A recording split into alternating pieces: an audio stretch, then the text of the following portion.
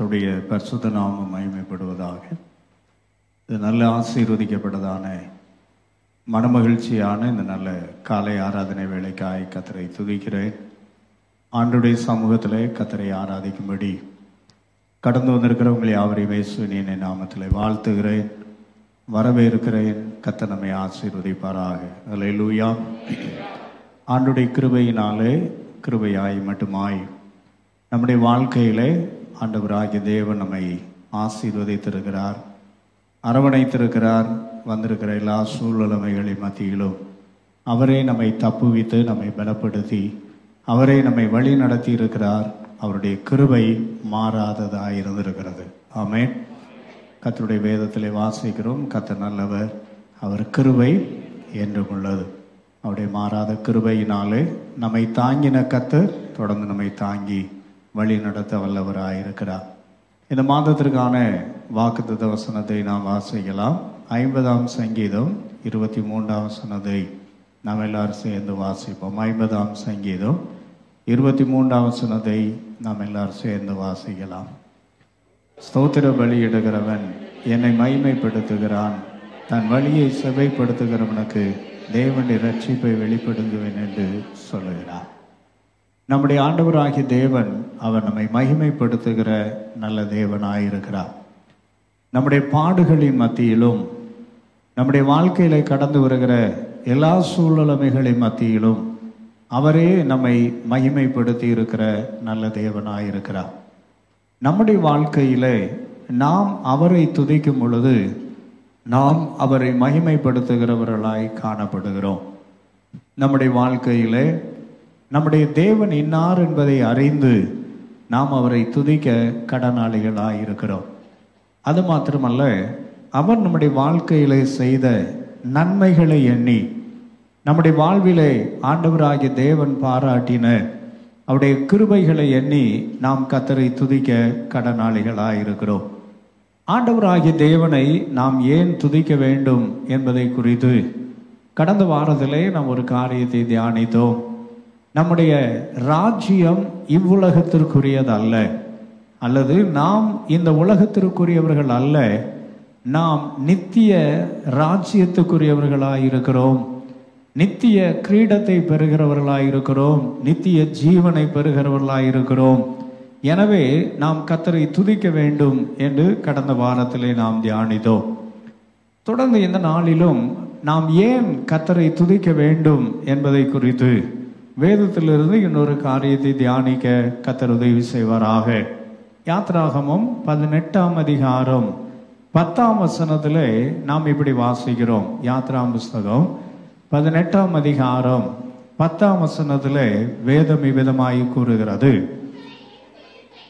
உங்களை எகிப்தியரின் கைக்கும் பார்வோனின் கைக்கும் தப்புவித்து எகிப்தியருடைய கையின் கீழிருந்த ஜனத்தை விடுவித்த கர்த்தருக்கு ஸ்தோத்திரம். நம்முடைய வாழ்க்கையிலே நாம் ஏன் கர்த்தரை துதிக்க வேண்டும் என்று சொன்னால், அவர் நம்மை விடுதலை ஆக்கி இருக்கிறார். எல்லாம் சொல்லுங்க, இயேசு என்னை விடுதலை ஆக்கி இருக்கிறார். இன்னொரு விஷயம் சொல்லலாம், இயேசு என்னை விடுதலை ஆக்கி இருக்கிறார். எத்தனை பேர் வாழ்க்கையில் விடுதலையை பெற்றிருக்கிறீர்கள்? யோவான் 8ஆம் அதிகாரம் 36ஆம் வசனத்திலே நாம் இவ்விதமாய் வாசிக்கிறோம், குமாரன் உங்களை விடுதலையாக்கினால் மெய்யாகவே விடுதலையாவீர்கள். 34ஆம் வசனம் சொல்லுகிறது, சத்தியத்தை அறிவீர்கள், சத்தியம் உங்களை என்ன செய்யும்? விடுதலையாக்கும். நம்முடைய வாழ்க்கையிலே ஆண்டவராகிய தேவன் அவரே வழியும் சத்தியமும் ஜீவனுமாயிருக்கிறார். இயேசுவை அறிந்தவர்கள், ஆண்டவராக இயேசுவை ஏற்றுக்கொண்டவர்கள் அவருடைய வாழ்க்கையிலே விடுதலை பெற்றவர்களாய் காணப்படுகிறார்கள். நம்முடைய வாழ்க்கையிலும் கூட ஆண்டவராகிய தேவன் நம்மை அடிமைத்தனங்களிலிருந்து விடுதலையாக்கி இருக்கிறார்.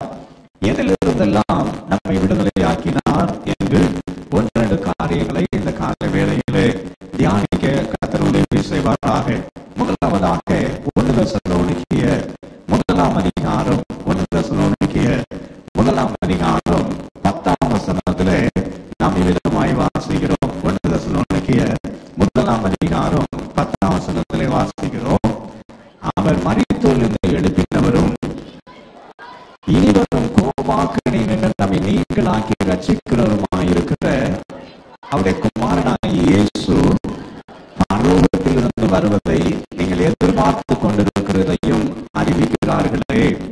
ஆண்டவராகிய இயேசு நம்மை எதிலிருந்து விடுதலையாக்கினார் என்று சொன்னால், இனி வரும் கோபாக்கினைக்கு நம்மை நீங்களாக்கி இருக்கிறார். பக்கத்துல பார்த்து சொல்லுங்க, இனி வரும் கோபாக்கினைக்கு, இனி வரும் நியாய தீர்ப்பிற்கு கர்த்தர் நம்மை நீங்களாக்கி இருக்கிறார்.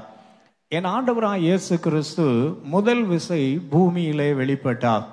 எதற்காய் வெளிப்பட்டார் என்று சொல்லி நாம் பார்க்கும் பொழுது 1 தீமோத்தேயு 1:15 வாசிக்கிறோம், பாவிகளை ரட்சிக்க கிறிஸ்து இயேசு உலகத்தில் வந்தார் என்கிற வார்த்தை உண்மையும் எல்லா அங்கீகரிப்புக்கும் பாத்திரமானதாயிருக்கிறது. என் ஆண்டவராய் இயேசு கிறிஸ்து முதல் விசை இந்த பூமியிலே வந்ததின் நோக்கம் என்னவென்றால், எல்லா மனுஷனும் ரட்சிக்கப்பட வேண்டும், எல்லா மனிதனுடைய பாவத்திலிருந்து மனிதன் விடுதலை ஆக்கப்பட வேண்டும் என்று இயேசு இந்த பூமியிலே வந்தார். மனிதனுடைய வாழ்க்கையிலே மனிதன் இழந்து போனதை மனிதன் திரும்ப பெற்றுக்கொள்ள வேண்டும் என்பதற்காக இயேசு பூமியிலே வந்தார். அங்கே லூக்கா 19:10 வாசிக்கிறோம், இழந்து போனதை தேடவும் ரட்சிக்கவுமே மனுஷகுமாரன் பூமியில் வந்திருக்கிறார் என்றார். அப்ப ஆண்டவராய் இயேசு கிறிஸ்து இந்த பூமியில வெளிப்பட்டதின் நோக்கம் என்னவென்று சொன்னால், உலகத்தில் இருக்கிறதான மனிதன் பாவத்திலிருந்து விடுதலை பெற வேண்டும். மனிதன் இழந்து போனதான முதல் மனிதனாயிருந்த ஆதாம், தேவனால் தேவ சாயலாய் சிருஷ்டிக்கப்பட்ட ஆதாம் இழந்து போனதான அவனுடைய எல்லாவற்றையும் அவன் திரும்ப பெற்றுக்கொள்ள வேண்டும் என்பதற்காக இயேசு முதல் விசை இந்த பூமியிலே வந்தார். ஆனால் இரண்டாம் விசை என் ஆண்டவராய் இயேசு கிறிஸ்து இந்த பூமியிலே வரும் பொழுது அவர் இரட்சகராய் அல்ல, நியாயாதிபதியாகவும் என் ஆண்டவராய் இயேசு கிறிஸ்து தமக்கு பயந்தவர்களுக்குள்ள பலனை கொடுக்கிறவராகவும் இயேசு வரப்போகிறார். அல்லேலூயா. எப்பொழுது நியாய தீர்ப்பு வருகிறதோ, நியாய தீர்ப்பு வரும் பொழுது அது தீமை செய்தவர்களுக்கு தண்டனையும் நன்மை செய்தவர்களுக்கு விடுதலையும் உண்டாகும். எல்லாம் சொல்லுங்க, நியாய தீர்ப்பு என்பது தீமை செய்தவனுக்கு தண்டனையும் நன்மை செய்தவனுக்கு மேன்மையும் கிடைக்கிறது தான் நியாய தீர்ப்பு. எத்தனை பேருக்கு நான் சொன்னது புரிகிறது? உலகத்திலே நியாய தீர்ப்பை கண்டு பயப்படுகிறவன் யார் பயப்படுவான் என்று சொன்னால், தீமை செய்கிறவன் நியாய தீர்ப்பை கண்டு பயப்படுவான். ஆனால் நன்மை செய்கிறவனுக்கோ நியாய தீர்ப்பை குறித்து பயம் இல்லவே இல்லை. ஆண்டவராய் இயேசு கிறிஸ்து இதை விளக்கும்படியாய் மத்தேயு எழுதின சுவிசேஷம் 25:31 நாம் இவ்விதமாய் வாசிக்கிறோம். மத்தேயு 25:31 வாசிக்கும் பொழுது, அன்றியும் மனுஷகுமாரன் மகிமை பொருந்தினவராய் சகல பரிசுத்தவான்களோடு கூட வரும் பொழுது தமது மகிமையுள்ள சிங்காசனத்தின் மேல் வீற்றிருப்பார். தமது மகிமையுள்ள சிங்காசனத்தின் மேல் என்ன செய்திருப்பார்? வீற்றிருப்பார். என் ஆண்டவராய் இயேசு கிறிஸ்து இந்த பூமியிலே 1000 பரிசுத்தவான்களோடு கூட அவர் மறுபடியுமாய் வந்து மகிமையுள்ள சிங்காசனத்திலே அவர் வீற்றிருப்பாராம். இந்த சிங்காசனத்திலே வீற்றிருப்பதற்கான காரணம் என்ன? என் ஆண்டவராய் இயேசு 1000 பரிசுத்தவான்களோடு கூட பூமியில திரும்பி வருவதற்கான காரணம் என்னவென்று யூதா எழுதின பொதுவான நிருபத்திலே நாம் 14 விதமாய் வாசிக்கிறோம். யூதா எழுதின நிருபம் அதனுடையதான 14 வாசிக்கும் பொழுது, ஆதாமுக்கு 7ஆம் தலைமுறையான ஏனோக்கும் இவர்களை குறித்து இதோ எல்லாருக்கும் நியாய தீர்ப்பு கொடுக்கிறதற்கும் அவர்களில் அவபக்தி உள்ளவர்கள் யாவரும் அவபக்தியாய் செய்து வந்த சகல அவபக்தியான கிரியைகள் நிமித்தமும் தமக்கு விரோதமாய் அவபக்தியுள்ள பாவிகள் பேசின கடின வார்த்தைகள் எல்லாவற்றின் நிமித்தமும் அவர்களை கண்டிக்கிறதற்கும் 1000 தமது பரிசுத்தவான்களோட கூட கர்த்தர் வருகிறார் என்று முன்னறிவித்தான்.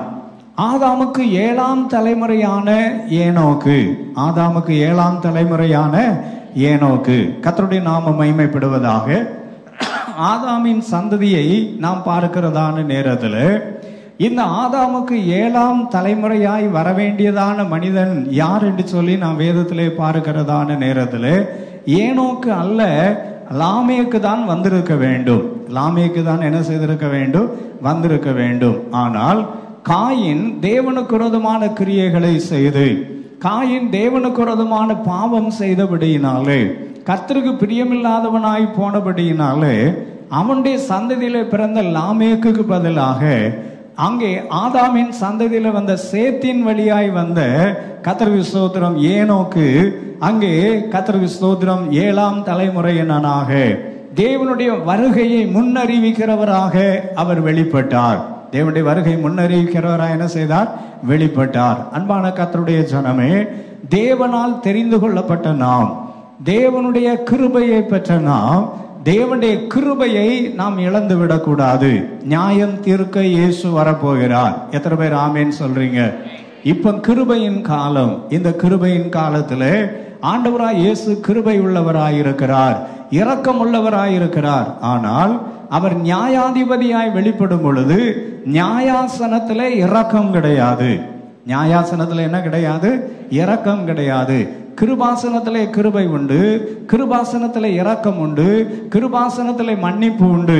ஆனால் நியாயாசனத்திலே கிருபையோ இரக்கமோ மன்னிப்போ கிடையாது. எனவே இந்த நியாயாசனத்தின் போதாய் நிற்கிறதற்காக நாம் தெரிந்து கொள்ளப்பட்டிருக்கிறோம். அந்த வசனம் எழுதி இருக்கிறது. அங்கே யூதா 14ஆம் வசனத்திலே வாசிக்கிறோம். இதோ எல்லாருக்கும் நியாய தீர்ப்பு கொடுக்கிறதற்கும், எல்லாருக்கும் என்ன கொடுப்பதற்கு? நியாய தீர்ப்பு கொடுப்பதற்கு. ஆதாம் முதல் கிறிஸ்துவின் வருகை வரைக்கும் உள்ள எல்லா மனுஷனும் அவன் நியாய தீர்ப்பு அடைய வேண்டியவனாயிருக்கிறான். ஆனால் என்ன நடக்கும்? அங்கே மத்தேயு 25ஆம் அதிகாரம் 32ஆம் வசனத்திலே இவ்விதமாய் வாசிக்கிறோம். மத்தேயு 25:32 மேய்ப்பனானவன் தன் மந்தையை அங்கே செம்மறியாடுகளையும் வெள்ளாடுகளையும் பிரிக்கிறது போல அவர் அவர்களை பிரிப்பாராம். அவர் அவர்களை என்ன செய்வார்? பிரிப்பார். வெள்ளாடுகளையும் செம்மறியாடுகளையும் பிரிப்பது போல என்ன செய்வார்? அவர் பிரிப்பார். ரெண்டாக பிரிக்கப்படுவார்கள். பிரிக்கப்படுகிற நேரத்தில் 33ஆம் வசனம் சொல்கிறது, அவர் தமது வலது பக்கத்தில் இருக்கிறவர்களை பார்த்து வாருங்கள், கர்த்தருக்கு ஸ்தோத்திரம் உண்டாவதாக. 34ஆம் வசனம், அவர் தமது வலது பக்கத்தில் இருக்கிறவர்களை பார்த்து வாருங்கள், என் பிதாவினால் ஆசீர்வதிக்கப்பட்டவர்களே என்பார். ஒரு அல்லேலூயா சொல்லுங்க பார்க்கலாம். எத்தனை பேர் இந்த சத்தத்தை கேட்க விரும்புகிறீர்கள்? வலது கரத்தை உயர்த்தி சொல்லுங்க, அப்பா எனக்கு அந்த கிருபையை தாங்க. இன்னொரு தடவை சொல்லுங்க, அப்பா எனக்கு அந்த கிருபையை தாங்க. அன்பான கர்த்தருடைய ஜனமே, வலது பக்கத்தில் இருக்கிறவர்களை பார்த்து ஆண்டவர் சொல்லுவாராம், வாருங்கள், என் பிதாவினால் ஆசீர்வதிக்கப்பட்டவர்களே, உலகம் உண்டானது முதல் உங்களுக்காக ஆயத்தம் பண்ணப்பட்டிருக்கிற ராஜ்யத்தை சுதந்திரித்துக் கொள்ளுங்கள் என்று சொல்லுவாராம். அதே நேரத்தில் 41ஆம் வசனத்திலே நாம் வாசிக்கிறோம். 41ஆம் வசனத்திலே கர்த்தருக்கு ஸ்தோத்திரம். 41ஆம் வசனத்திலே வாசிக்கும் பொழுது, தமது இடது பக்கத்தில் இருக்கிறவர்களை பார்த்து சபிக்கப்பட்டவர்களே, என்னை விட்டு பிசாசுக்காகவும் அவன் தூதர்களுக்காக ஆயத்தம் பண்ணப்பட்டிருக்கிற நித்திய அக்கினியிலே போங்கள் என்று சொல்லுவாராம். என்னை கேட்கிற அன்பான கர்த்தருடைய ஜனமே, ஆண்டவராய் இயேசு நீதியுள்ள நியாயாதிபதியாய் வெளிப்பட போகிறார். அவர் நீதியுள்ள நியாயாதிபதியாய் வெளிப்படுகிற நேரத்தில் வலது பக்கத்தில் இருக்கிறவர்களை பார்த்து ஆசீர்வதிக்கப்பட்டவர்களே என்கிறார், இடது பக்கத்தில் இருக்கிறவர்களை பார்த்து சபிக்கப்பட்டவர்களே என்கிறார். வலது பக்கத்தில் இருக்கிறவர்களை பார்த்து சொல்லுகிறார், உலகம் உண்டானது முதல் உங்களுக்காக ஆயத்தமாக்கப்பட்டதான நித்திய சந்தோஷத்திலே பிரவேசியுங்கள் என்கிறார். இடது பக்கத்தில் இருக்கிறவரை பார்த்து நித்திய அக்னியை அடையுங்கள் என்று சொல்லிவிடுகிறார். என்னை கேட்கிற அன்பான கர்த்தருடைய ஜனமே, இந்த காலை வேளையிலே நான் எங்கே இருக்கிறேன்? நான் வலது பக்கத்தில் இருக்கிறேனா, இடது பக்கத்தில் இருக்கிறேனா? நியாய தீர்ப்பு எதிலெல்லாம் உண்டாகிறது? என் ஆண்டவராகிய தேவன் என்னை விடுதலையாக்க விரும்பி இருக்கிறாரே என்று 1-2 காரியங்களை தியானிக்க கர்த்தர் உதவி செய்வாராக. முதலாவதாக நாம் அங்கே பார்க்கிறோம், அவபக்தி உள்ளவர்கள் செய்த அவபக்தியான கிரியைகளின் நிமித்தம் அவர்களுக்கு என்ன கொடுக்க போகிறாராம்? அவர்களை கண்டிக்கிறதற்கு என் ஆண்டவராய் இயேசு வரப்போகிறாராம். உண்மையான பக்தி என்றால் என்ன? அவபக்தி என்று இருந்தால் என்ன இருக்க வேண்டும்? பக்தி இருக்க வேண்டும். பக்திக்கு விரோதமானதா என்னது? அவபக்தி. உண்மையான பக்தி என்ன? யாக்கோபு முதலாம் அதிகாரம் 27ஆம் வசனத்துல இப்படி வாசிக்கிறோம். யாக்கோபு எழுதின பொதுவான நிருபம் முதலாம் அதிகாரம் 27ஆம் வசனம் சொல்லுகிறது, திக்கற்ற பிள்ளைகளும் விதவைகளும் படுகிற உபத்திரவத்திலே அவைகளை விசாரிக்கிறதும், உலகத்தால் கரைபடாதபடிக்கு தன்னை காத்து கொள்ளுகிறதுமே பிதாவாகி தேவனுக்கு முன்பாக மாசில்லாத சுத்தமான பக்தியாயிருக்கிறது. உண்மையான பக்தி என்ன என்று 2 காரியங்களை அங்கே ஆவியானவர் யாக்கோபு பக்தன் மூலமாய் வெளிப்படுத்துகிறார். முதலாவதாக விசாரிப்பது. முதலாவது என்ன செய்வது? விசாரிப்பது. நம்முடைய ஆண்டவராகிய தேவன் நம்முடைய சபையை, நம்மை கிறிஸ்துவின் சரீரமாக நம்மை தெரிந்தெடுத்திருக்கிறார். கிறிஸ்து தலையாயிருக்கிறார். நாமெல்லாம் கிறிஸ்துவின் சரீரங்களாக, அவருடைய அவயவங்களாய் காணப்படுகிறோம். சபையை ஆண்டவராகிய தேவன் கட்டடத்திற்கு ஒப்பிட்டு பேசி இருக்கிறார். அஸ்திவாரம் கிறிஸ்துவாயிருக்கிறார். கர்த்தருக்கு ஸ்தோத்திரம். மூளைக்கல் கிறிஸ்துவாயிருக்கிறார். அஸ்திவாரம் அங்கே அப்போஸ்தலர் தீர்க்கதரிசிகளுடைய உபதேசமாயிருக்கிறது. அதன் மேலே நாம் இசைவாய் கிறிஸ்துவின் அன்பினாலே கட்டப்பட்டு கொண்டிருக்கிறோம். கிறிஸ்துவின் அன்பினாலே நாம் என்ன செய்யப்பட்டு இருக்கிறோம்? கட்டப்பட்டு கொண்டிருக்கிறோம். ஆண்டவராகிய தேவன் நம்மை அவர் எப்படி அங்கே மேற்கோடிட்டு காண்பிக்கிறார் என்றால், சரீரத்தோடு மேற்கோடிட்டு காண்பிக்கிறார். இப்ப சரீரமானது ஒன்றோடு ஒன்று எப்படிப்பட்டதாக இருக்கிறது? இசைவாயிருக்கிறது. ஒன்றோடு ஒன்று எப்படிப்பட்டதாக இருக்கிறது? இசைவாயிருக்கிறது. இந்த சரீரம் தனித்தனியே பிரிந்திருந்தால் என்ன ஆகும்?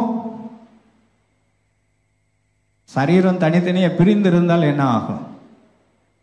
இப்போ உங்க கை மட்டும் உங்கள்கிட்ட கோவிச்சுட்டு தனியா போய் உட்கார்ந்துருச்சுன்னு சொன்னா என்ன ஆகும்? என்ன ஒரு மாதிரி பாக்குறிய? இந்த வலது கை மட்டும் கோபிச்சுக்கிட்டு தனியா போய் வந்து உட்கார்ந்துன்னா என்ன ஆகும்? எப்படி? ஏன் என்னப்பா ஏதோ சொல்றாங்க மாலதி சிஸ்டர், சொல்லுங்க சிஸ்டர். என்னாச்சு? யாரோ சொன்னது மாதிரி இருந்துச்சு. இவங்களா? சரி, ஓ கர்த்தருக்கு ஸ்தோத்திரம். எடிசன். அங்க வலது கை மட்டும் தனியா பிரிஞ்சு போச்சுன்னா என்ன ஆகும்? செத்து போயிடும். கை மட்டும் தனியா பிரிஞ்சு போச்சுன்னா என்ன செஞ்சிடும்? செத்து போயிடும். பக்கத்துல பார்த்து சொல்லுங்க, நம்ம வாழ்க்கையில பிரிந்து போனால் மரித்து போவோம். முதல்ல நினைக்க வேண்டிய காரியம், முதல்ல நம்முடைய நினைவிலே கொள்ள வேண்டிய காரியம் என்னது? சரீரம் பிரிந்து போனால் என்ன ஆயிடும்? மரித்து போய்விடும். குறிப்பிட்ட காலத்துக்குள்ள திரும்ப அந்த சரீரத்தை கொண்டு வந்து ஒட்ட வைத்து விட வேண்டும். நம்ம சர்ச்சில் ஒரு நல்ல சகோதரர் இருந்தார். இப்போ ஒரு பெரிய ஊழியக்காரராக இருக்கிறாரு. கர்த்தருக்கு ஸ்தோத்திரம். அப்பமும் ரவுடி தான், இப்பமும் ரவுடி தான். பாஸ்டர் ஆன பருவம். கர்த்தருக்கு ஸ்தோத்திரம் உண்டாவதாக. ரவுடின்னு சொல்லியாச்சுன்னு சொன்னா நியாயத்துக்கு ரொம்ப ரவுடித்தனம் பண்ணுவார். ஒரு நாள் அவர் பழைய காலத்துல ஆட்டோ ஓட்டிட்டு போற நேரத்துல ஒரு, கர்த்தருக்கு ஸ்தோத்திரம் உண்டாவதாக, இளநீ வித்துட்டு போறவன் வண்டியில போய் ஆட்டோ மோதிருச்சு. ஆட்டோ மோதின உடனே ஆட்டோக்காரன் என்ன பண்ணான்னா அருவாள் எடுத்து ஓங்கினான். இவர் என்ன பண்ணாருன்னா வண்டியில் இருக்கிறதான ராடை தூக்குனார். அவன் அருவாள் எடுத்து ஒரே போட்டு விரல் துண்டா போயிடுச்சு. விரல் துண்டா போயிடுச்சு.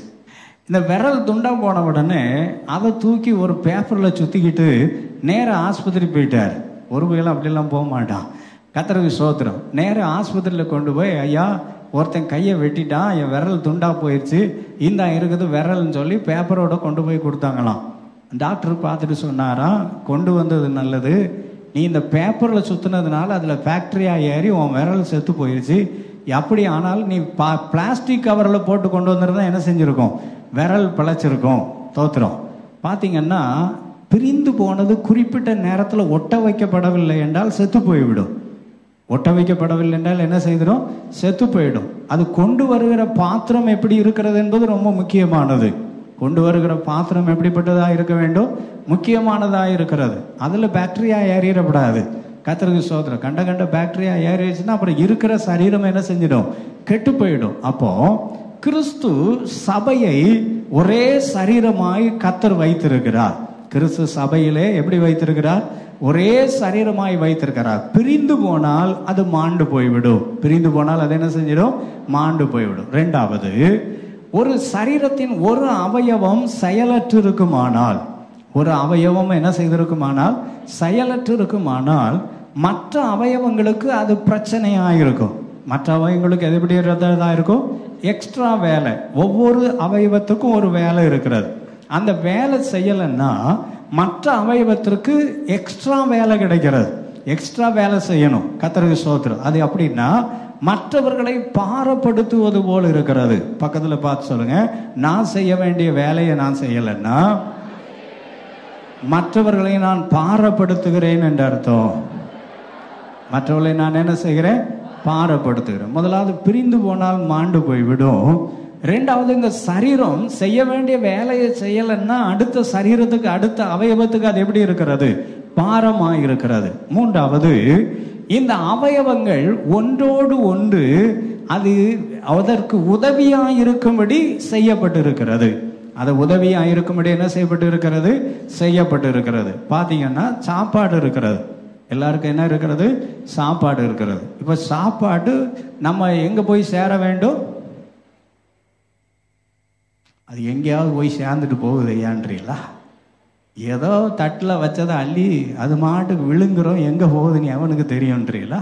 சரி, கர்த்தருக்கு ஸ்தோத்திரம்.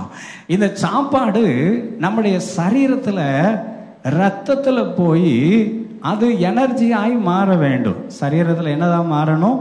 எனர்ஜியாக மாறணும். கர்த்தருக்கு ஸ்தோத்திரம் உண்டாவதாக.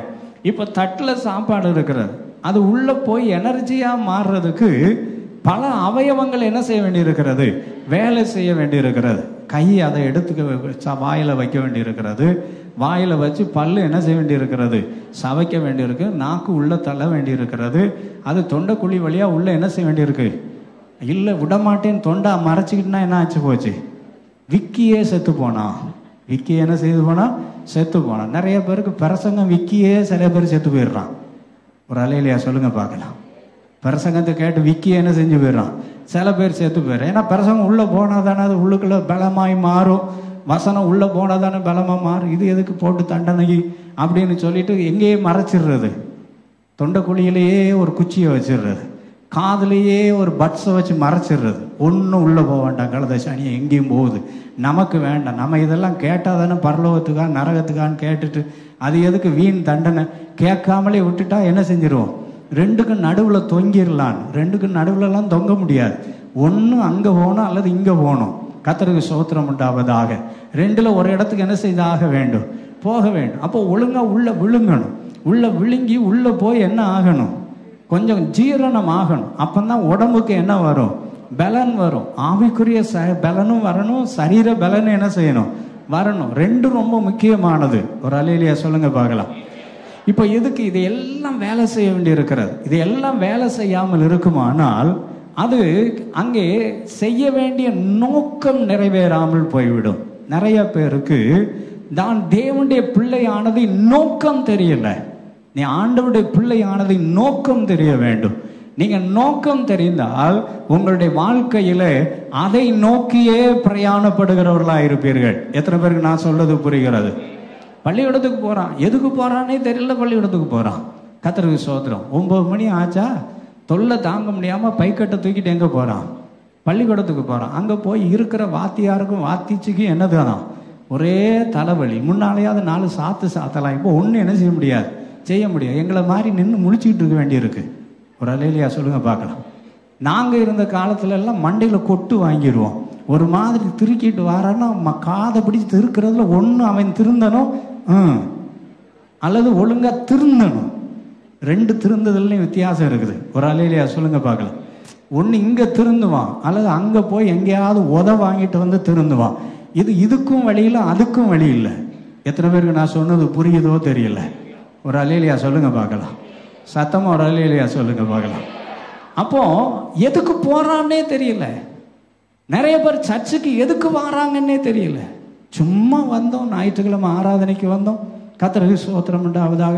சில பேர் சனிக்கிழமையே வந்துடுறாங்க. நல்ல பிள்ளைகள், நல்லா வேலை செய்கிறாங்க, ரொம்ப சூப்பர். ஒரு அல்லேலூயா சொல்லுங்க பார்க்கலாம்.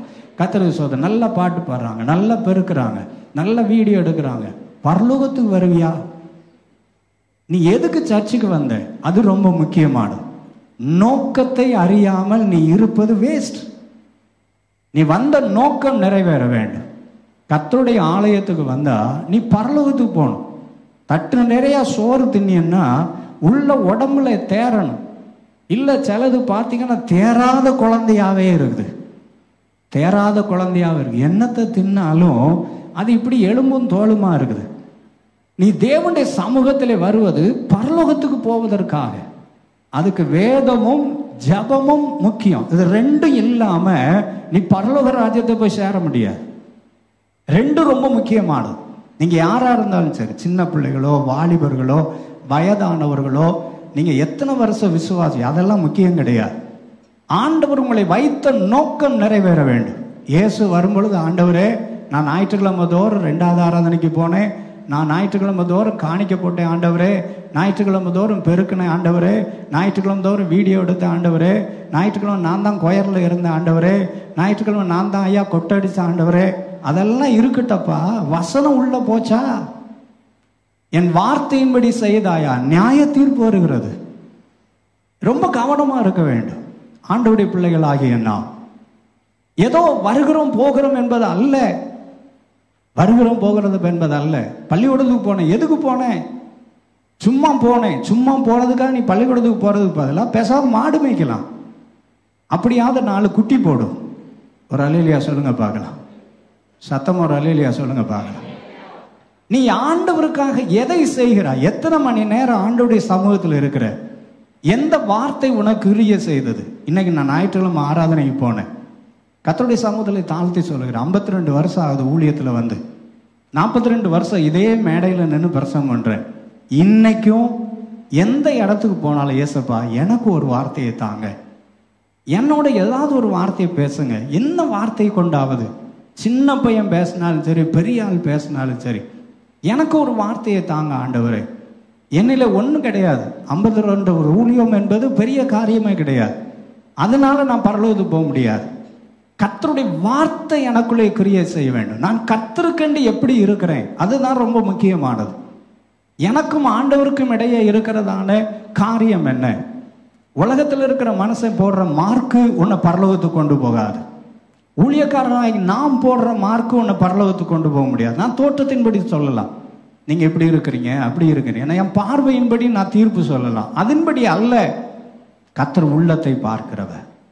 நீதியுள்ள நியாயாதிபதியாக இயேசு சீக்கிரம் வெளிப்பட போகிறார்.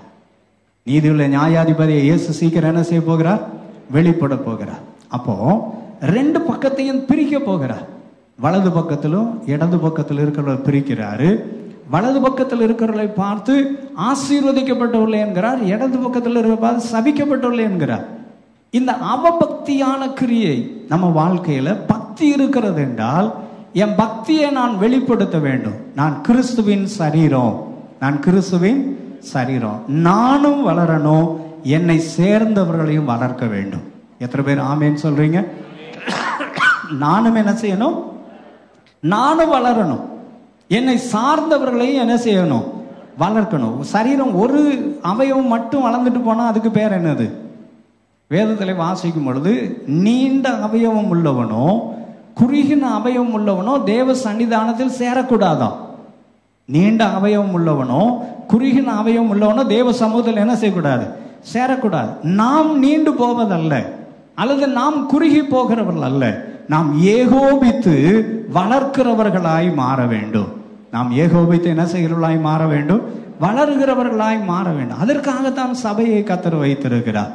அப்போ ஆண்டவர் சொல்லுகிறதான வார்த்தை என்ன? அந்த வசனத்தில் எழுதப்பட்டு இருக்கிறது, அவபக்தி உள்ளவர்களை செய்ய. நம்முடைய பக்தி, உண்மையான பக்தி என்ன? அங்க எழுதி இருக்கிறது, மற்றவருடைய உபத்திரவத்திலே அவர்களை என்ன செய்கிறது? விசாரிப்பது. நாம் சரீரமாய் இருக்கிறபடினாலே ஒருவருக்கொருவர் நாம் பிரயோஜனம் உள்ளவர்களாய் இருக்க வேண்டும். 2வது எழுதி இருக்கிறது, கரைபடாதபடி தன்னை காத்து கொள்வது. கரைபடாதபடி தன்னை என்ன செய்து கொள்வது? காத்து கொள்வது. நம்முடைய வாழ்க்கையில நம்மை கரைப்படுத்துகிறதான சில காரியங்கள் இருக்கிறது. மார்க் எழுதின சுவிசேஷம் 7ஆம் அதிகாரம் 23ஆம் வசனத்துல இப்படி வாசிக்கிறோம். மார்க்கு 7ஆம் அதிகாரம் 23ஆம் வசனத்துல என்ன வாசிக்கும் பொழுது, பொல்லாங்கானவைகள் ஆகிய இவைகள் எல்லாம் உள்ளத்திலிருந்து புறப்பட்டு மனுஷனை என்ன செய்யும்? தீட்டுப்படுத்தும். பொல்லாங்கானவைகளாகிய இவைகள் எல்லாம் மனுஷனுக்கு உள்ளே போகிறது ஒன்றும் வாய்க்குள்ளே போகிறது மனுஷன் என்ன செய்யறது இல்லை, தீட்டுப்படுத்துறது இல்லை. ஆனா மனுஷனுடைய வாயிலிருந்து புறப்படுகிறதே மனுஷனை என்ன செய்கிறதா இருக்கிறது, தீட்டுப்படுத்துகிறதா இருக்கிறது. நம்முடைய உள்ளத்தில் இருந்து என்ன புறப்படுகிறது? வேதத்தில் இப்படிதமாய் வாசிக்கிறோம், நல்ல மனுஷன் தன்னுடைய நல்ல பொக்கிஷமாகிய தன் இருதயத்திலிருந்து நல்லதை எடுத்து கொடுக்கிறானா. அப்போ இருதயத்தின் நிறைவினால் வாய் என்ன செய்யும், பேசும். நம்முடைய உள்ளம் எதினால் நிரப்பப்பட்டு இருக்கிறது? நம்முடைய உள்ளம் எதனால் என்ன செய்யப்பட்டு இருக்கிறது, நிரப்பப்பட்டு இருக்கிறது. நம்முடைய உள்ளம் எதனால் நிரப்பப்பட வேண்டும் என்றால் கர்த்தருடைய வார்த்தையினால் நிரப்பப்பட்டால் நாம் வாயை திறக்கும் போது என்ன புறப்படும், வார்த்தை புறப்படும், கர்த்தருடைய வார்த்தை புறப்படும். கர்த்தருக்கு ஸ்தோத்திரம் உண்டாவதாக. எபேசியர் 4ஆம் அதிகாரம், எபேசியருக்கு நிருபம் 4ஆம் அதிகாரம் 29ஆம் வசனத்துல நாம் வாசிக்கும் பொழுது, எபேசியர் 4ஆம் அதிகாரம் அதனுடைய 29ஆம் வசனம், கெட்ட வார்த்தை ஒன்று உங்கள் வாயிலிருந்து என்ன செய்ய வேண்டாம், புறப்பட வேண்டாம். பக்தி விருத்திக்கு ஏதுவான நல்ல வார்த்தை உண்டானால் அதையே கேட்கிறவர்களுக்கு பிரயோஜனம் உண்டாகும்படி என்ன செய்யுங்கள், பேசுங்கள். அப்ப என் உள்ளத்துல நல்ல வார்த்தை இருந்தா வாயை திறந்த என்ன வார்த்தை வரும், என் வாயை திறந்த என்ன வார்த்தை வரும், நல்ல வார்த்தை வரும். நல்ல வார்த்தை என்னவென்றால் வேத வார்த்தையை தவிர நல்ல வார்த்தை உலகத்துல ஒண்ணும் கிடையவே கிடையாது. தேவனுடைய வார்த்தை. இந்த வசனத்தால் எந்த அளவு நாம் நிரப்பப்படுகிறோமோ, நம்முடைய வசனம் தான் நம்முடைய வாழ்க்கையின் ஆதாரமாக இருக்கிறது. வசனம் இல்லாதவன் ஜீவன் இல்லாதவன். சத்தியம் நமக்குள்ள இருந்தால்தான் சத்தியம் நம்மை அங்கே பரிசுத்தத்துக்கு நேராய் நடத்தும். யோவான் 17ஆம் அதிகாரம் 17ஆம் வசனத்துல இப்படி வாசிக்கிறோம். யோவான் 17ஆம் அதிகாரம் 17ஆம் வசனத்துல விதமாய் வாசிக்கிறோம், கர்த்தருக்கு ஸ்தோத்திரம், உம்முடைய சத்தியத்தினாலே அவர்களை பரிசுத்தமாக்கும், உம்முடைய வசனமே சத்தியம், உடைய வசனமே சத்தியம். என் வாழ்க்கையில நல்ல குணாதிசாலியாய் மாற வேண்டும் என்றால் அப்போஸ்தலர் 17:11 விதமாய் வாசிக்கிறோம். அப்போஸ்தலர் 17:11 வாசிக்கிறோம், அந்த பட்டணத்தார் மனோவாஞ்சையாய் வசனத்தை என்ன செய்து கொண்டார்கள், ஏற்றுக்கொண்டார்கள். மனோவாஞ்சையாய் வசனத்தை ஏற்றுக்கொண்டு காரியங்கள் இப்படி இருக்கிறதா என்று தினந்தோறும் வேத வாக்கியங்களை ஆராய்ந்து பார்த்ததினால் தெசலோனிக்கேயில் உள்ளவர்களை பார்க்கல எப்படி மாறிட்டாங்களாம். அப்ப என் நல்ல குணம், எனக்குள்ளே நற்குணம் வர வேண்டும் என்றால் வேத வசனத்தால் நிரப்பப்பட்டால் நான் நற்குணசாலியாய் மாறுவேன். அல்லேலூயா. வேத வசனத்தால் நிரப்பப்பட்டால் நான் எப்படி மாறுவேன், நற்குணசாலியாய் மாறுவேன். என் வாழ்க்கையில் இருக்கிற குணாதிசயம் மாற்றப்படுவதற்கு நான் என்னுடைய உள்ளத்திலிருந்து புறப்படுகிறதான வார்த்தை என்னை தீட்டுப்படுத்தாமல் இருப்பதற்கு வசனத்தால் நிரப்பப்பட்டால் அது நான் தீட்டுப்படாமல் என்னை காக்க முடியும். நான் தீட்டுப்படாமல் என்ன செய்ய முடியும், காக்க முடியும். காரணம் என்னவென்றால் மத்தேயு 12ஆம் அதிகாரம் 36ஆம் வசனத்தில் இப்படி வாசிக்கிறோம். மத்தேயு எழுதின சுவிசேஷம் 12ஆம் அதிகாரம் 36ஆம் வசனத்தில் விதமாய் வாசிக்கிறோம், மனுஷர் பேசும் வீணான வார்த்தைகள் யாவையும் குறித்து நியாய தீர்ப்பு நாளில் என்ன செய்ய வேண்டுமா, கணக்கு ஒப்புவிக்க வேண்டும். நியாய தீர்ப்பு நாளில் என்ன ஒப்புவிக்க வேண்டும், கணக்கு ஒப்புவிக்க வேண்டும். அப்ப நம்ம வாழ்க்கையில நாம் பக்தி உள்ளவர்களாக இருக்கிறோமா, அவபக்தி உள்ளவர்களாக இருக்கிறோமா, நம்மை நாமே சீர்தூக்கி பார்க்க வேண்டும். நம்மை நாமே என்ன செய்ய வேண்டும், சீர்தூக்கி பார்க்க வேண்டும். ஆண்டவராய் இயேசு நம்மை கிருபையாய் விடுதலையாக்கி இருக்கிறார். தம்முடைய விலையேறப்பட்ட ரத்தத்தினாலே அவர் நம்மை விடுதலையாக்கி இருக்கிறார். ரோமர்கள் நிருபத்திலே நான் வாசிக்கும் பொழுது 5ஆம் அதிகாரம் அதனுடைய 8ஆம் 9ஆம் வசனத்திலே இவ்விதமாய் வாசிக்கிறோம். ரோமர் 5ஆம் அதிகாரம் 8ஆம் 9ஆம் வசனத்தில் எழுதியிருக்கிறது, நாம் பாவிகளாயிருக்கையில் கிறிஸ்து நமக்காய் மரித்ததினால் தேவன் நம்மேல் வைத்த தம்முடைய அன்பை விளங்க பண்ணுகிறார். இப்படி நாம் அவருடைய ரத்தத்தினாலே நீதிமான்கள் ஆக்கப்பட்டு கோபாக்கினைக்கு நீங்களாக அவராலே நாம் ரட்சிக்கப்படுவது அதிக நிச்சயமாமே. அப்ப நாம் கோபாக்கினைக்கு தப்பும்படியாக கர்த்தர் நம்மை மீட்டெடுத்திருக்கிறார். நாம் அதை தக்க வைத்து கொண்டு ஆண்டவராய் இயேசு வரும் பொழுது அவரோடு கூட, ஆண்டவரோடு கூட அந்த நித்திய மகிழ்ச்சியில நாம் பிரவேசிக்கிறவர்களாய் இருக்க வேண்டும். நித்திய மகிழ்ச்சியில நாம் என்ன செய்ய வேண்டும், பிரவேசிக்கிறவர்களாய் காணப்பட வேண்டும். அங்கே வெளிப்படுத்தின விசேஷம் 20ஆம் அதிகாரம் 6ஆம் வசனத்தில் விதமாய் வாசிக்கிறோம். வெளிப்படுத்தல் 20:6 அங்க எழுதி இருக்கிறது, முதலாம் உயிர்த்தெழுதலுக்கு பங்குள்ளவன் பாக்கியவானும் பரிசுத்தவானுமாயிருக்கிறான். 2ஆம் மரணத்திற்கு இவர்கள் மேல் என்ன இல்லை? அதிகாரம் இல்லை. இப்போ நாம் ஆக்கினைக்கு தப்பினவர்கள் மாத்திரமல்ல, நம்ம வாழ்க்கையிலே தண்டனைக்கு நாம் தப்ப வைக்கப்பட்டிருக்கிறோம். ஆக்கினைக்கு மாத்திரமல்ல, எதற்கு தப்பு வைக்கப்பட்டிருக்கிறோம்? தண்டனைக்கு தப்பு வைக்கப்பட்டிருக்கிறோம். தண்டனை என்ன? நரகம், 2ஆம் மரணமாகிய அக்னியும் கந்தகம் எரிகிறதான கடல், அதற்கு நாம் தப்பு வைக்கப்பட்டிருக்கிறோம். இதற்கு யார் தப்பு வைக்கப்படுகிறார்கள் என்று நாம் வேதத்திலே வாசிக்கிறதான நேரத்தில் முதலாம் உயிர்த்தெழுதலுக்கு பங்குள்ளவர்கள். ஆனால் இதற்கு யார் பாத்திரவான்களாயிருக்கிறார்கள் என்று வெளிப்படுத்தல் 21:8 வாசிக்கிறோம். வெளிப்படுத்தின விசேஷம் 21ஆம் அதிகாரம் 8ஆம் வசனம், பயப்படுகிறவர்களும் அவிசுவாசிகளும் அருவருப்பானவர்களும் கொலைபாதகரும் விபச்சாரக்காரரும் சூனியக்காரரும் விக்கிரகாராதனைக்காரரும் பொய்யர் அனைவரும் 2ஆம் மரணமாகி அக்னியும் கந்தகம் எரிகிற கடலில் என்ன செய்வார்கள்? இப்ப ஆண்டவராகிய இயேசு நம்மை இந்த அக்னி கடலுக்கு தப்பு வைக்கிறார். இந்த அக்னி கடலுக்கு என்ன செய்கிறார்? தப்பு வைக்கிறார். ப்ரொவைடட். நாம் எப்படி இருக்கிறோம்? இதுல ஒரு சில சுபாவங்கள் எழுதப்பட்டு இருக்கிறது. ஒரு சில சுபாவங்கள் என்ன செய்யப்பட்டு இருக்கிறது? எழுதப்பட்டு இருக்கிறது. பயப்படுகிறவர்களை ஆரம்பித்து பொய்யர்களை முடிகிறது. பயப்படுகிறவர்கள் நம்ம வாழ்க்கையில, நாம் பயப்படுகிறவர்களாயிருந்தால் நாம் அக்னிக்கு நேராய் போய்விடுவோம். ஆண்டவர் நம்மை அக்னிக்கு தப்பு வைத்திருக்கிறார். நாம் அக்னிக்கு என்ன செய்திருக்கிறார்?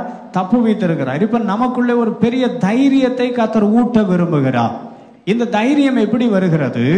நாம் அங்கே 28ஆம் அதிகாரம் நீதிமொழிகள் 28:1 வாசிக்கும் பொழுது, ஒருவரும் தொடராதிருந்தும் துன்மார்க்கர் என்ன செய்து போகிறார்கள்?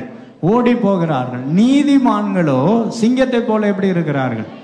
அப்ப எனக்குள்ள தைரியம் வேணும்னா நான் என்ன ஆக்கப்பட்டிருக்கிறேன் என்று விசுவாசிக்க வேண்டும். நீதிமான் ஆக்கப்பட்டிருக்கிறேன். எப்படி நீதிமான் ஆக்கப்பட்டிருக்கிறேன்? என் வாழ்க்கையில நான் தேவ சாயல் ஆக்கப்படும் பொழுது, நான் தேவ சாயல் ஆக்கப்படும் பொழுது, முன்குறிக்கப்பட்டிருக்கிறேன் என்று உணரும் பொழுது நான் அங்கே நீதிமானாய் மாற்றப்படுகிறேன். ரோமர் 8ஆம் அதிகாரம் 29ஆம் 30ஆம் வசனங்களிலே வாசிக்கிறோம். மேலும் தம்முடைய குமாரன் அநேக பேர் சகோதரருக்குள்ளே முதற் பேரானவராயிருக்கும் பொருட்டு தேவன் எவர்களை முன்னறிந்தாரோ அவர்களை தமது குமாரனுடைய சாயலுக்கு ஒப்பாயிருப்பதற்கு என்ன செய்திருக்கிறார்? அப்ப என் வாழ்க்கையில நான் எதற்காய் முன்குறிக்கப்பட்டிருக்கிறேன்? என் வாழ்க்கையில என்னை குறித்த நோக்கம் என்ன? தேவ நோக்கம் என்ன? திட்டம் என்ன? நான் தேவ சாயலாய் மாற வேண்டும். பக்கத்துல பார்த்து சொல்லுங்க, நான் தேவ சாயலாய் மாற வேண்டும். இன்னொரு விஷயம் சொல்லலாம், தேவ சாயலாய் மாற வேண்டும். இப்ப நான் தேவ சாயலாய் மாறும்படி முன்குறிக்கப்பட்டிருக்கிறேன். இதற்கான ப்ரொசீஜர் என்ன? இதற்கானதான படிகள் என்ன? கீழே எழுதப்பட்டிருக்கிறது.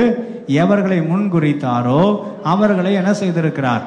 அழைத்திருக்கிறார். இப்ப நான் தேவ சாயலாய் மாறுபடி முதல்ல முன்குறிக்கப்பட்டிருக்கிறேன். இரண்டாவது ஆண்டவர் என்னை அழைத்திருக்கிறார். ஆண்டவர் என்ன செய்திருக்கிறார்? அழைத்திருக்கிறார். எதற்கு அழைத்திருக்கிறார்? எதற்காக அழைத்திருக்கிறார்? தேவ சாயல் ஆகும்படி என்ன செய்திருக்கிறார்? அழைத்திருக்கிறார். பக்கத்துல பார்த்து சொல்லுங்க, நான் தேவ சாயல் ஆகும்படி தேவன் என்னை அழைத்திருக்கிறார். அப்போ 2 பேதுரு 1:10 அப்போஸ்தலனாகிய பேதுரு எழுதும்போது எப்படி எழுதுகிறார்? அண்டியும் சகோதரரே, உங்கள் அழைப்பையும் உங்கள் தெரிந்து கொள்ளுதலை உறுதியாக்கும்படி எப்படி இருங்கள்? ஜாக்கிரதையா இருங்கள். இவைகளை செய்தால் நீங்கள் ஒரு காலம் என்ன செய்வதில்லை? இடறி விழுவதில்லை. அப்ப என் வாழ்க்கையில என்னை அழைத்த நோக்கம் என்ன? நான் பிடிக்கப்பட்ட நோக்கம் என்ன? நான் தெரிந்து கொள்ளப்பட்ட நோக்கம் என்ன? நான் முன்குறிக்கப்பட்ட நோக்கம் என்ன? நான் தேவ சாயலாய் மாற வேண்டும். நான் தேவ சாயலாய் என்ன செய்யணும்? மாற வேண்டும். இப்ப தேவ சாயலாய் மாறும்படி என்னை முன்குறித்திருக்கிறார். முன்குறிக்கப்பட்ட என்னை அழைத்திருக்கிறார். அழைக்கப்பட்ட என்னை அவர் என்ன ஆக்கி இருக்கிறாரா? நீதிமானாய் மாற்றி இருக்கிறார். அல்லேலூயா. அழைக்கப்பட்ட என்னை எப்படி மாற்றி இருக்கிறார்?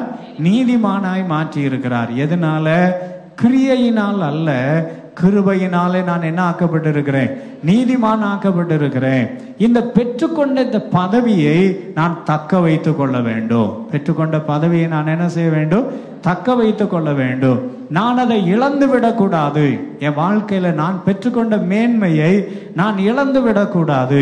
யூதா எழுதுற பொதுவான நிருபத்திலே நான் வாசிக்கிறதான நேரத்தில் கர்த்தருடைய வசனம் நமக்கு எச்சரிக்கிறதான காரியத்தை நாம் பார்க்கும் பொழுது அங்கே வேதம் விவிதமாய் சொல்லுகிற 8ஆம் வசனத்திலே வாசிக்கிறோம்.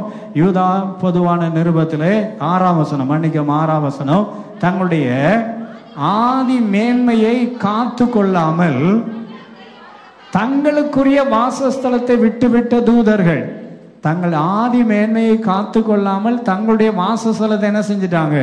இவர்கள் விட்டு விட்டார்கள். நம்ம வாழ்க்கையில நம்முடைய மேன்மையை காத்து கொள்ளாவிட்டால் நமக்கென்று வைத்திருக்கிற நித்திய மேன்மையின் ராஜ்யத்தை நாம் என்ன செஞ்சிடக்கூடாது?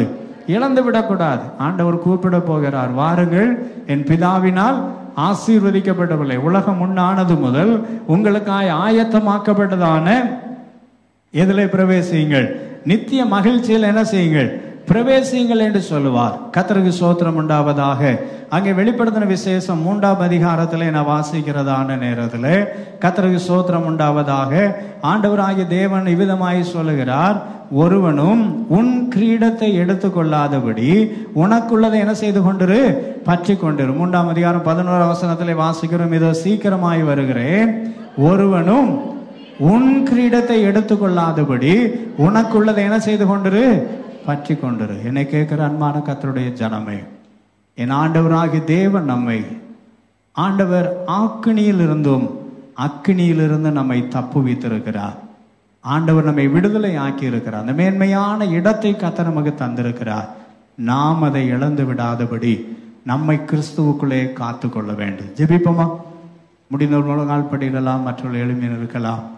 கொஞ்ச நேரம் நாம் ஆண்டவரை நோக்கி பார்த்தோம். ஆண்டவரே, என் வாழ்க்கையில நான் பெற்றுக்கொண்ட இந்த மேன்மையை நான் இழந்து விடக்கூடாதப்பா. எனக்கு அந்த கிருபையை தாங்க. நான் அதை தக்க வைத்துக் கொள்வதற்கு எனக்கு அந்த கிருபையை தாங்க ஆண்டவரே. கொஞ்ச நேரம் ஆண்டவரை நோக்கி எல்லாரும் முழங்கால் படியிடலாம். முடியாதவர்கள் எளிமையாக இருக்கலாம். அப்படியே நம்முடைய வலது கரத்தை ஆண்டவருக்கு நோக்கி, அப்படியே வலது கரத்தை ஆண்டவருக்கு நேராய் உயர்த்தி, இயேசுவே, என்னை நான் அர்ப்பணிக்கிறேன் ஆண்டவரே. என் வாழ்க்கை உம்முடைய கரத்தில் அர்ப்பணிக்கிறேன் ஆண்டவரே. ஆக்கினைக்கு என்னை தப்புவித்திருக்கிறீங்க.